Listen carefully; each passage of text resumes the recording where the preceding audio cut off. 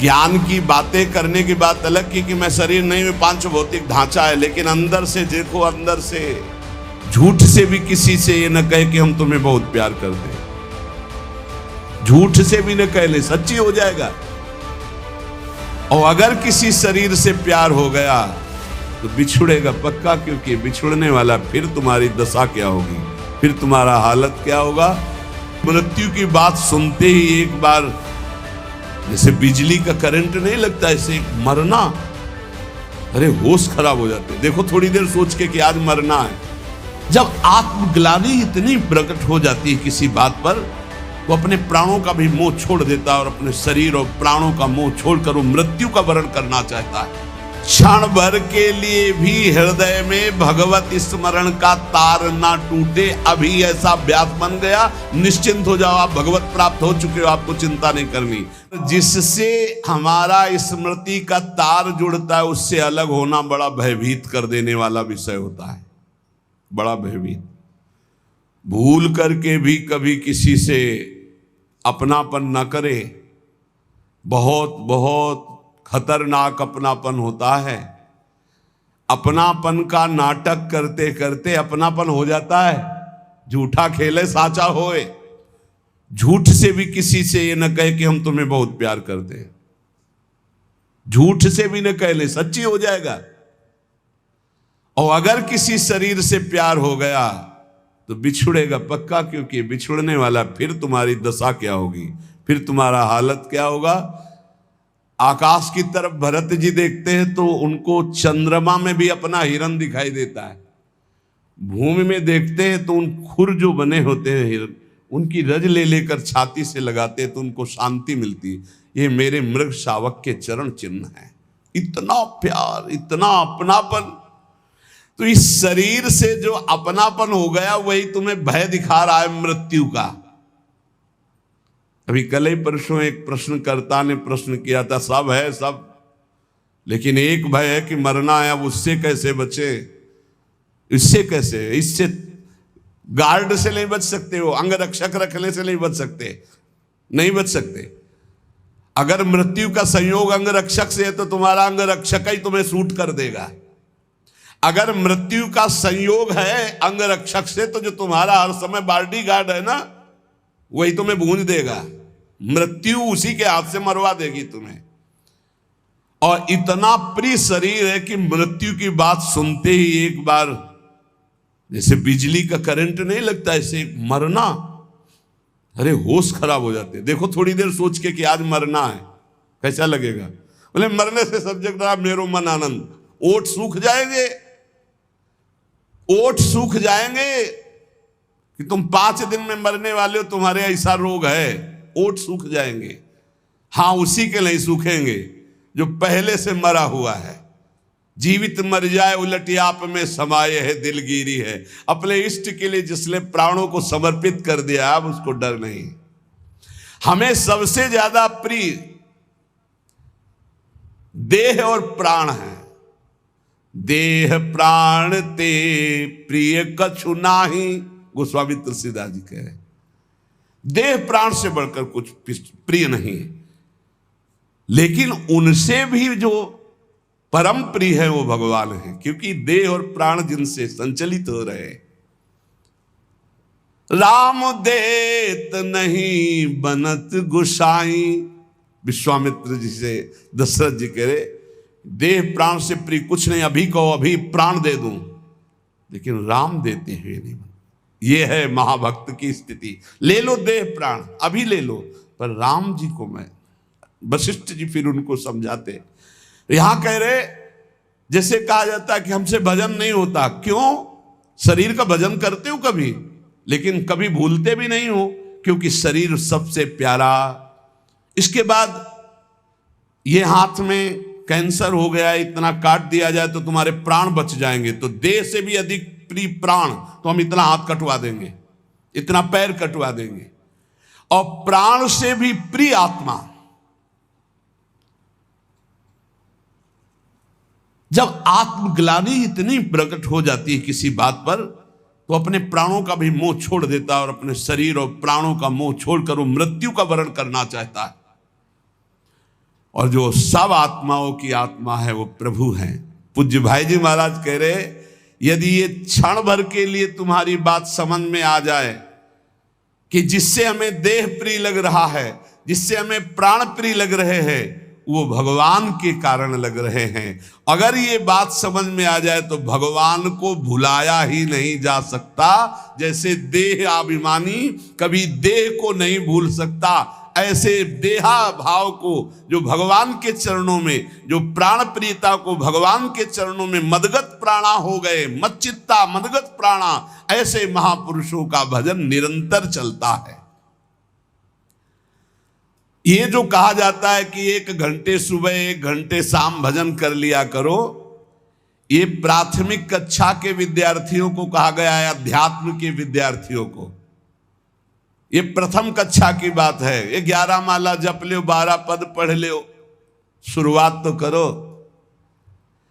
यहां घंटे की गणना का बात नहीं कर रहा, भाई जी कह रहे घंटे की गणना की बात नहीं कर रहा, यहां प्रीतम की प्राप्ति की बात कर रहा हूं। और वो होता है सतत स्मरण से।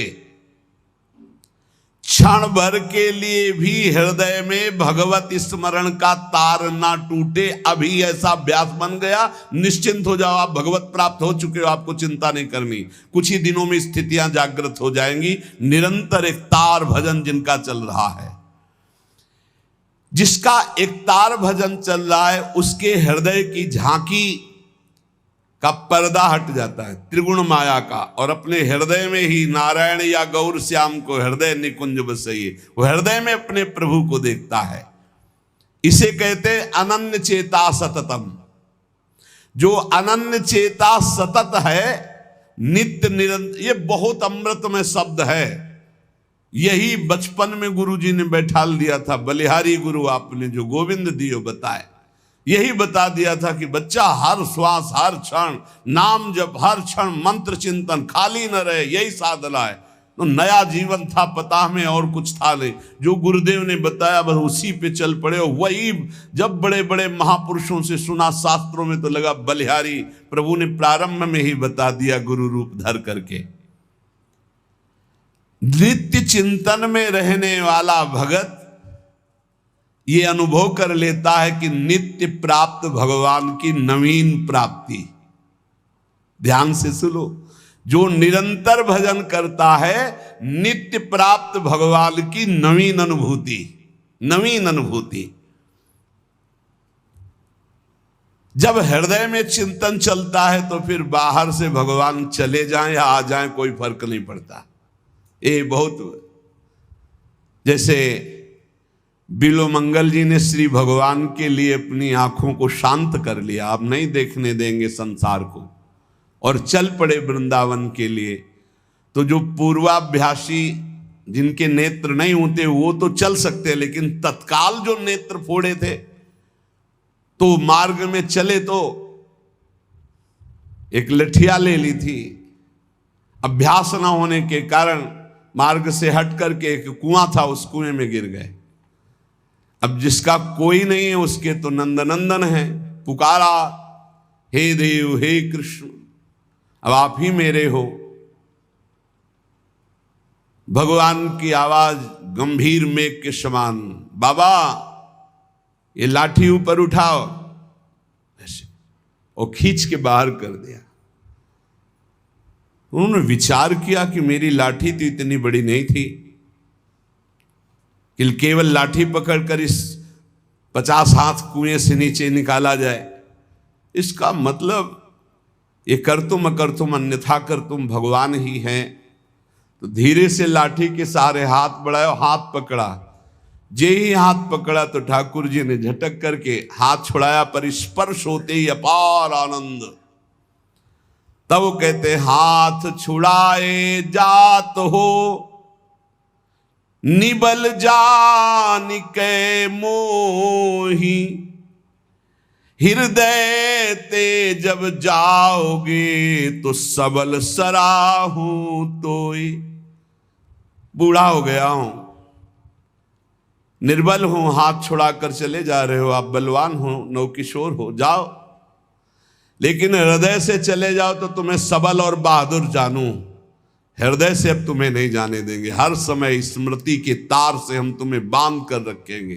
तो भगवान ही हाथ पकड़कर वृंदावन लाए थे बिल्व मंगल जी को। भगवान की स्मृति भगवत प्राप्ति का वर्तमान में स्वरूप है। हर समय भगवत स्मरण चल रहा, आप भगवान में हैं। 1 घंटे 2 घंटे नियम वाला यहां प्रसंग नहीं कह रहे, इतनी संख्या पूरी करो, हम संख्या की बात नहीं कर रहे, हम गणना की बात नहीं कर रहे, हम भगवत प्रेम प्राप्ति की बात कर रहे हैं, जिसमें कोई गणना नहीं, कोई संख्या नहीं, पर हर श्वास हर सेकेंड नाम से जुड़ा हुआ होना चाहिए। ये खास बात है।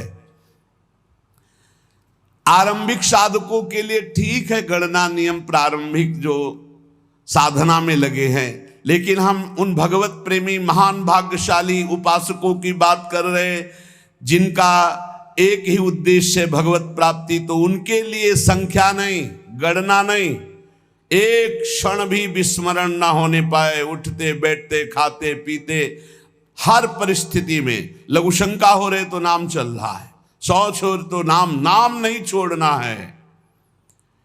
हिसाब किताब तो हरि संभाले, अधाधुंध दरबार हमारा चलेगा।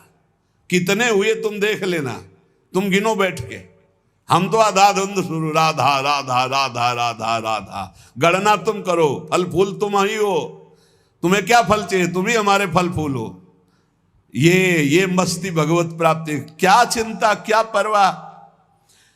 क्षण भर के लिए यदि प्रीतम की स्मृति ना हटे तो हिसाब किताब की बात प्रीतम संभालें। अब नाम जापक कि हृदय में आराध्य देव की ऐसी झांकी प्रकट होती है कि क्षण भर के लिए कभी विस्मरण नहीं हो सकता। ऐसी स्थिति में वो सो रहा होता है तो भजन होता है। छाती में अगर कान पवित्र हो तो लगा के छाती देखो, आपको सुनाई देगा नाम चल रहा है। ये एक गूंज सी उठती है। प्रेमी जनों को इतना नाम प्यारा हो जाता है कि स्वयं भगवान आकर कहें कि नाम के जप का फल है मेरा दर्शन, देखो मेरा दर्शन हो गया, छोड़ दो नाम जप। तो भक्त कहेगा कि महाराज दंडवत आप चले जाओ, मैं आपका नाम नहीं छोड़ सकता। ऐसा नाम प्रेमी पूज्य भाई जी महाराज कह रहे हैं। और इतना प्रिय नाम होता है कि अगर वही नाम निरंतर जप रहा दूसरा कोई बोल दे तो दौड़ पड़ेगा उसकी चरण धूलि लेने के लिए। ओ इसने राधा बोला, ये तो परम पावन, उसकी चरण धूलि माथे पे लगा दे के। प्रीतम का नाम लेने वाला, प्रीतम की चर्चा सुनाने वाला, प्रीतम के समान प्यारा लगने लगता है नाम जापक को। प्रीतम का कोई भी प्रसाद, वस्त्र, भोग प्रसाद, इत्र प्रसाद, फूल प्रसाद, कुछ भी वो प्रीतम से बढ़कर के प्यारा लगता है। ऐसा लगे तब जानना कि अब हमारे हृदय में भक्ति का रंग। प्रसाद खड़े हो गए, प्रसाद की परिक्रमाचार की, दंडवत की। ओहो आज तो राधा वल्लभ लाल जी बरस पड़े प्रसाद। माला ओहो अहो भाग्य, इत्र जरूर ऐसे मुख से ओहो अहो भाग्य, आज तो श्री जी की अपार कृपा हो गई, इत्र प्रसाद मिला, आज तो श्री जी का चरणामृत मिला, आज तो श्री जी का उच्छिष्टामृत मिला। अपने इष्ट की कोई भी सैया, चरण चिन्ह, पादुका, वस्त्र, कुछ भी देख करके हृदय में जब आनंद उत्पन्न होने लगे, रोमांच होने लगे, तो समझना चाहिए हमारे हृदय में इष्ट प्रेम का रंग चढ़ रहा है। जब तक श्यामा श्याम हमारे परम प्रेमास्पद नहीं है तभी तक ये बात कहनी पड़ती कि बहुत कठिन पड़ रहा है भजन करना। और जिस दिन श्यामा श्याम हमारे परम प्रेमास्पद होंगे, अपने आप जैसे प्राण धड़कते ना, ऐसे भजन होता, भजन करना नहीं पड़ता। फिर अब उसको हम लौकिक भाषा में ऐसा समझा दें कि जैसे बड़े मकानों में या होटलों में कुछ लिखा चलता रहता है ना बार बार, बस ऐसे चलता रहता है हृदय में, बार बार ऐसे चल रहा है, वो उसकी आंतरिक दृष्टि उसी में लगी हुई, बस न वो ठेलना, न कोई चेष्टा, न कोई माला, न कुछ, बस समझ ही नहीं सकते एक तो वो चल रहा है, वो अंतर्मुख होकर उसे देख रहा है, हर समय चल रहा है, बार बार नाम, बार बार मंत्र। जब तक हमारे परम प्रेमास्पद श्यामा श्याम नहीं है तभी तक उनका स्मरण चिंतन ये बड़ा बोझा सा लग रहा है। और जिस शुभ घड़ी में हमारे हृदय में बात आ जाती कि मेरे प्राण प्रीतम श्यामा श्याम, ये जहां अपनापन होता है तहां मन दौड़ पड़ता है, प्राण समर्पित हो जाते हैं, चित्त चिंतन करने लगता है। बहुत उत्तम। जो न जी में प्रेम तो कीजय व्रत नेम, जब कंज मुख भूले तब संजम विसेखिए, आस नहीं पी की तब आसन ही बांधियत, और शासन के शासन को मूंदी पति पेखिए, नखते सिखा लो सब श्याममयी बाम भई, बाहर और भीतर न दूजो देव लेखिए, जोग कर मिले जो वियोग होई ब्रजपति को, जो न हरि होए तो ध्यान धरि देखिए। कह रहे जब तक हृदय में प्रीतम के प्रति प्रेम नहीं हुआ तभी तक ये व्रत संयम नियम ये सब, और जहां कंज मुख देखा, मुख कमल पर दृष्टि पड़ी तो नेत्र भौरे बने, बस हो गया काम। और ये तभी होगा जब आप निरंतर नाम जप करेंगे। नाम जप से रूप प्रकाशित होता है, विश्वास कर लो, देखी रूप नाम आधीना, नाम नहीं तो रूप का जो वास्तविक रूप प्रभु का उसका दर्शन नहीं होता। और जब प्रीतम के आशा नहीं है तो फिर सांसों को रोकिए, आसन बांध कर बैठिए, नहीं तो प्रीतम की आशा में जो डूबा है चलते फिरते उठते बैठते भाव समाधि में रहता है, हर समय भाव समाधि रहती है। नख से शिखा तक ब्रज युवती श्याममयी है, उसके हृदय में श्याम सुंदर, बाहर श्याम सुंदर। जोग तो तब करे जब वियोग हो, हर समय स्मृति के संयोग में अपने प्रीतम बने रहते हैं। योग कहते हैं अप्राप्त की प्राप्ति को, प्राप्त के अभाव को कहते हैं वियोग। यहां स्मृति में इतना तार जुड़ा हुआ है कि प्रभु एक क्षण के लिए भी कभी दूर नहीं होते। प्रीतम अनेक नहीं होते, प्रीतम एक ही होते हैं, और जब तक प्रीतम नहीं वर्ण हुआ तब तक अनेक होते रहते हैं, अनेक भाव, अनेक उपासना, अनेक रंग। और जब प्रीतम तो एक भरोसो, एक ही बल, एक ही आस, एक ही विश्वास मात्र अपने इष्ट से। जगत में समस्त प्रियता, प्रियतर पदार्थ ये सब प्रीतम को समर्पित हो जाते हैं तो भजन करना नहीं पड़ता, स्वाभाविक भजन। बस साधना इसी बात की है, जगत में कोई व्यक्ति प्रिय न रह जाए, कोई पदार्थ प्रिय न रह जाए, कोई पद प्रिय न रह जाए। प्रीतम का प्रतिद्वंदी अगर एक भी वस्तु है तो निरंतर भजन नहीं चलेगा, अंतर डाल देगा वो वस्तु को ही। एक महात्मा कई असरफियां किसी भक्त ने दी तो गीता के बस्ता में बांध लिया। कह रहे प्रतिद्वंदिता नहीं बर्दाश्त है प्रभु को, प्रभु के प्यार में बंटवारा नहीं होना चाहिए, केवल श्री कृष्ण। पूज्य राधा बाबा कहते हैं कि हमारे प्रभु में वैसे तो बहुत सब गुण समुद्र है, लेकिन मैंने देखा उनमें एक ये बात है कि वो दुशरिया पसंद नहीं करते, वो अनन्यता चाहते हैं, प्रतिद्वंदिता नहीं होनी चाहिए। तो जब शरीर छूटने का समय आया तो चिंतन पहुंच गया, वो असरफी रखी यार, बोल देते तो बता देते कि इनका संत भंडारा कर देते, इतने में प्राण छूट गया तो सांप बन करके बस्ता में बन, जो गीता का बस्ता उसमें बन के बैठना पड़ा। प्रीतम की प्रतिद्वंदिता नहीं होनी चाहिए, कोई प्रभु से बढ़कर हमारे लिए प्रभु के समान नहीं होना चाहिए। अगर कहीं कुछ प्यारा है तो घसीट ले जाएगा हमारा चिंतन, फिर अनन्य चिंतन नहीं हो पाएगा।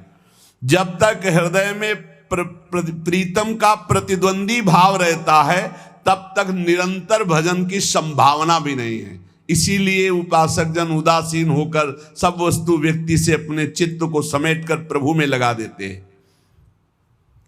देवर्षि नारद जी इसीलिए इस भजन, इस प्रेम की उपासना का उदाहरण देते, यथा ब्रज गोपिका नाम। सब कार्य परिवार के करते हुए चित्त वृत्ति प्रभु श्री कृष्ण में किसी से भी प्यार नहीं, न पुत्र से, न परिवार से, न क्रिया से, लेकिन क्रियाएं सब हो रही, पुत्र परिवार भी है। ये बड़ा आश्चर्यमय स्थिति, और किसी से अपनापन नहीं, एकमात्र प्रभु श्री कृष्ण से। हमें चिंतन उसका नहीं करना पड़ता जो सबसे ज्यादा प्यारा होता है, उसका कभी चिंतन नहीं करना पड़ता, स्वाभाविक चिंतन होता है। जैसे शरीर का कौन बैठकर ध्यान करता है, कौन नाम जप करता है, कौन चेष्टा करता है शरीर, और कब भूलता है? कभी नहीं भूलता। पूज्य श्री भाई जी हनुमान प्रसाद पोद्दार जी महाराज के वचन, जो सबसे बढ़कर प्रिय होता है उसकी स्मृति करनी नहीं पड़ती, स्वाभाविक होती। जैसे शरीर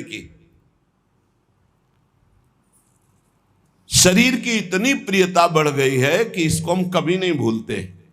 मैं इसको हमने समाहित कर लिया, मैं शरीर हूं, ये जपते नहीं हैं, स्मृति में हर समय बना रहता है। सब लोग बैठे हो, देख लो।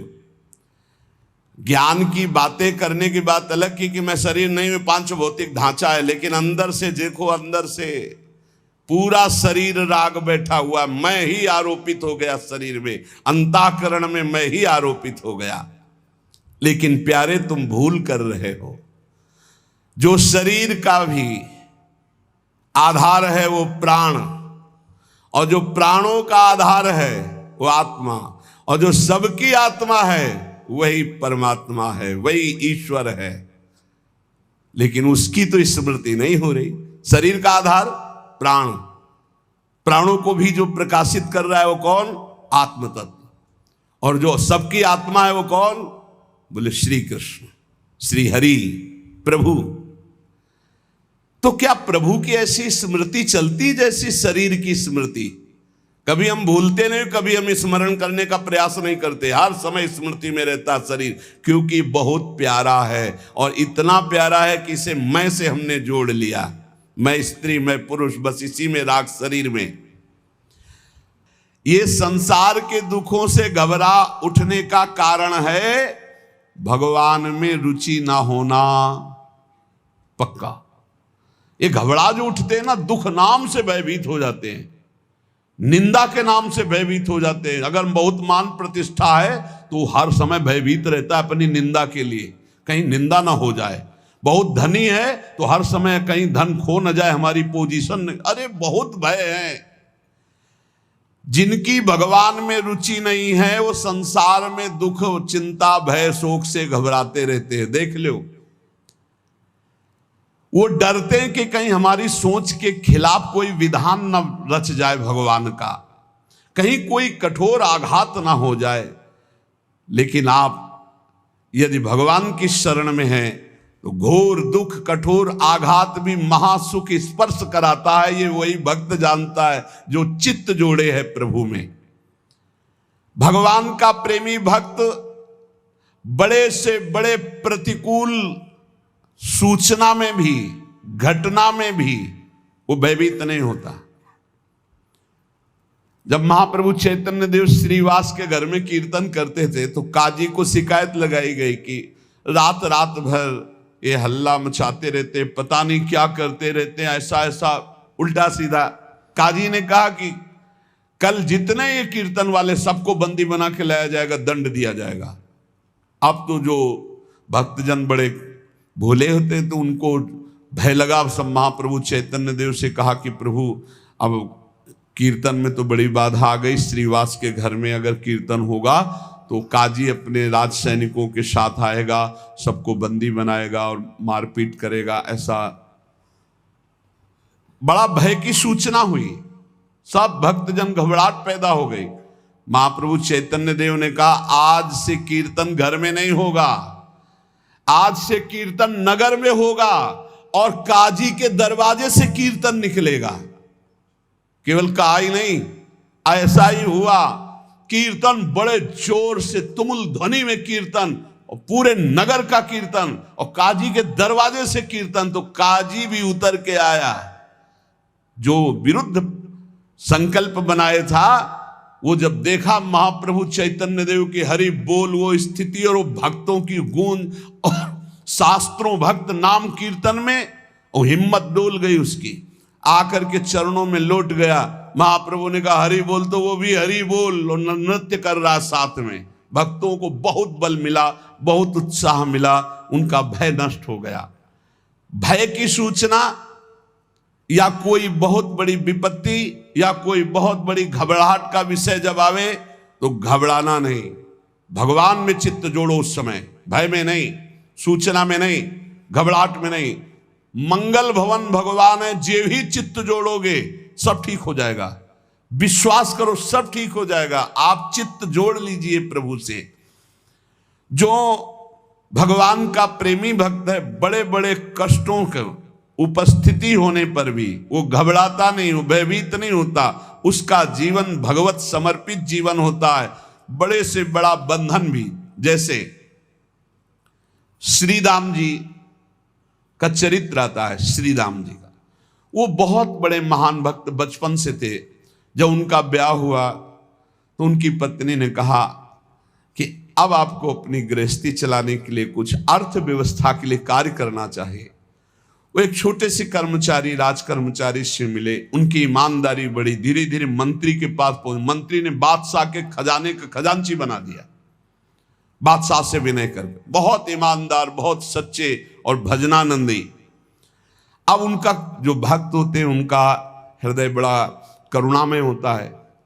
अब उनसे कोई कहता कि हमारे घर में बहुत वयोवृद्ध बीमार है तो उसके लिए अर्थ चाहिए, वो खजाने से अर्थ दे, बेटी का ब्याह है, अर्थ दे देते।